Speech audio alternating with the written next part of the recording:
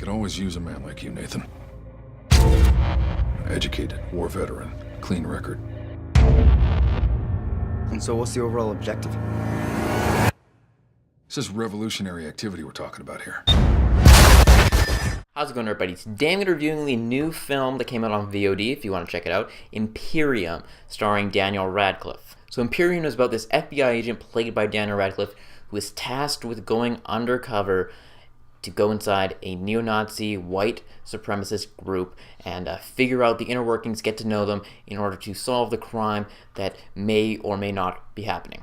So like I said, if you want to check this movie out, you can go watch it. It's out now on VOD, so check it out. I definitely recommend it because I thoroughly enjoyed this film, and these are the reasons why. First of all, Daniel Radcliffe's performance. Daniel Radcliffe is probably the best I've seen him in. I didn't get a chance to see Swiss Army Man yet. I will probably check that out whenever I can, whenever it's on VOD. It might actually be on VOD right now. I haven't taken a look. But this is the best I've seen Daniel Radcliffe, for sure, since Harry Potter. And at the very beginning of the film, I'm like, okay, I see him still kind of as Harry Potter. He's wearing glasses, too. Not quite the same Harry Potter glasses, of course, but he's wearing glasses. Okay, I kind of see him as Harry Potter, almost. By the end of the film, I saw him as this character. He became this FBI agent and almost became the white supremacist character as well, because he did such a good job playing both sides of that coin, playing the undercover cop and playing the white supremacist. Also, the supporting cast around him is great. You get to see kind of all sides of this movement. You get to see the ones that I think you mainly see on TV. If you watch the news every once in a while, you'll see the people with the shaved heads and they're going crazy, causing tons of violence and chaos. But then you get to see the other side, which is these calm guys who just believe in it. And they just do it. They raise their kids this way, and it's almost more terrifying than the people who go out and have this radical violence. And this movie is the scariest movie I've seen all year. I don't watch many horror films, so take that what you will, but this scared the crap out of me. That this stuff that it goes on, it's like you know it goes on in the back of your mind. You see it on the news ever so often, but it's not in the forefront, especially these neo-Nazi gangs and stuff like that.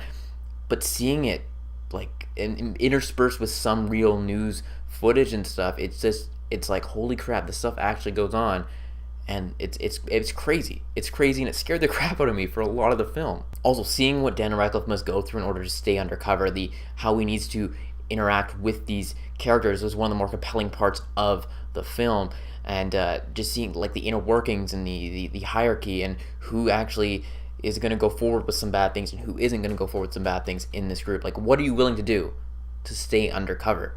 It poses that question, like, what would you do? Which almost brings me to a slight negative, is I wanted to see more of Daniel Radcliffe dealing with the going undercover and having to do all these bad things. You don't really get to see a whole lot of inside his thought process and what's going on inside his head. You kind of get to see him talk with his FBI informant and his higher-ups every here and there, but you don't really get to see like holy crap, I had to do this today, like I can't deal with this. You didn't get to see a lot of him struggling, which was one of the things that was lacking in the film. Also, the beginning, a lot of times you see the beginning, like the movie, oh, it's too slow.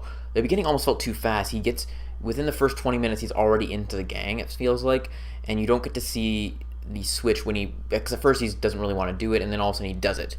And I wanted just more explanation of why he decided he's going to go undercover, which was a little bit glossed over and just kind of sped up. I get it. You want to get into the meat of the story, but at the same time, I wanted to see a little bit more of him dealing with the decision and why he decided to go to be undercover. Also, there's a part near the end where it gets a little bit slow just before the climactic scene, but other than that, other than those negatives aside, they didn't take away from my enjoyment of the film. This thing was terrifying. Like I said, I was locked in, seeing all aspects of it just come together. There is some great performances from everyone across the board, especially Daniel Radcliffe.